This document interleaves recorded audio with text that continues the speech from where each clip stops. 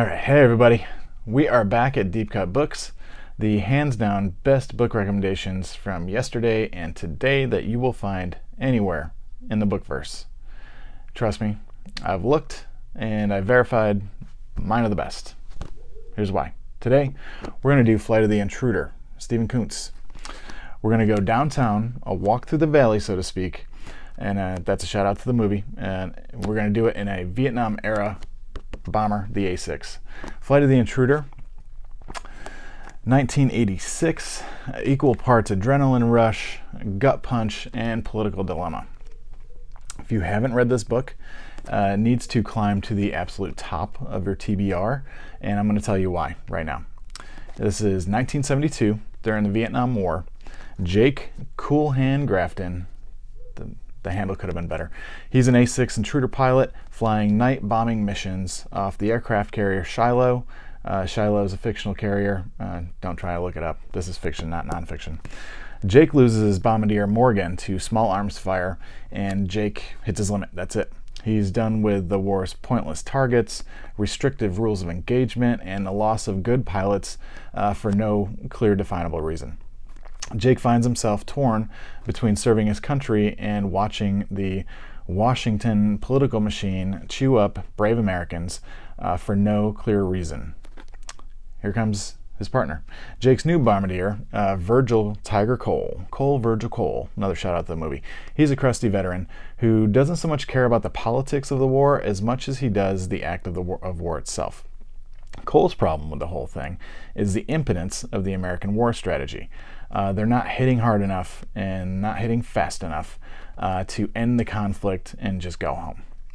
We mix that with Grafton's obsession for making a difference, and the two decide to go rogue, planning an unauthorized strike on an off-limits target in Hanoi. Flight of the Intruder studies duty, rebellion, and the emotional toll that war takes on our warfighters. It illustrates this with some of the most intense aerial combat scenes you'll ever read, and there's a really good reason for that. Stephen Coonts, flew A6s in Vietnam. He is able to put you right in the cockpit with him, dodging anti-aircraft fire, lighting up the jungle in the dead of night. It's authentic, it's great. And there's three things that Coonts is able to bring that makes this book so special. I already said one, the authenticity. I always go to the authenticity. Coonts' experience as a pilot is just absolutely palpable. The flight scenes lock you in. You can practically feel the sweat, hear the alarms, and smell the fumes as Jake and Virgil navigate through flak, enemy fire, outrun missiles.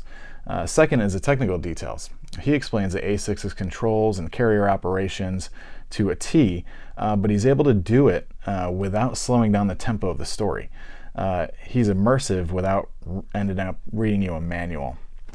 Next is the characters. Jake is just a regular guy. He's skilled but frustrated, and he's asking himself, what's the point? Loyalty to his crew versus his anger at a broken system gives the story that next level. You're rooting for him, especially when he and Virgil go sideways. Another win is the novel's critique of the Vietnam War's bureaucracy and senseless losses from the perspective of a guy at the front. The rogue mission is Jake's way of taking back control. His middle finger to Washington assholes who are more than willing to coldly sacrifice other people's kids. It's very satisfying to see the whole thing unfold. Finally, the pace. The pace of this book is relentless. Short chapters, high stakes, and a climax that will just stay with you after you close the last page. That's me. That is how I see this book. So I did start to look up reviews and critics related to The Intruder, but then I realized that this book is so good that it's above reproach. I didn't care what the critics said about it. The bigger question, does a book from 1986 still hold relevance in 2025? Absolutely. For one, its themes of questioning authority and the ethics of war mirror what we just watched Washington do, leaving our people and our allies to suffer and die during the absolute destruction of Afghanistan during that withdrawal. That was just a couple years ago. Also, here, I think it's worth suggesting further reading. If you've got the time, Look up the Afghanistan papers that I believe came out in like 2019. Then go and read, I think it's the Pentagon papers from the Vietnam era. Compare and contrast those two documents, and then tell me how much trust we should put in our leadership, regardless of party, when it comes to making war. Jake's frustration is timeless, and anyone who's ever felt stuck in a broken system or served in any kind of uniform can definitely relate. Also, the cockpit action, just as thrilling now as it was in 1986. Almost more poignant with the increase in drone warfare, high-tech militaries.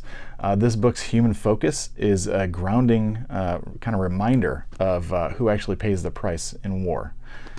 Flight of the Intruder, heart-pounding action, real emotional core to it, and Coonts' authentic way he describes Jake's journey makes it stand out, and it's still on my shelf today. I actually just reread this like last week. I might take a little flack for this, but Intruder is one of those rare instances I wanted to mention where Hollywood did not actually butcher the author's version of the movie. In 1991, Danny Glover, Willem Dafoe, and Brad Johnson, masterpiece. The movie was great, and that's it. Flight of the Intruder, Stephen Coonts. Give me your thoughts in the comments. Like and subscribe. Oh God, so gross.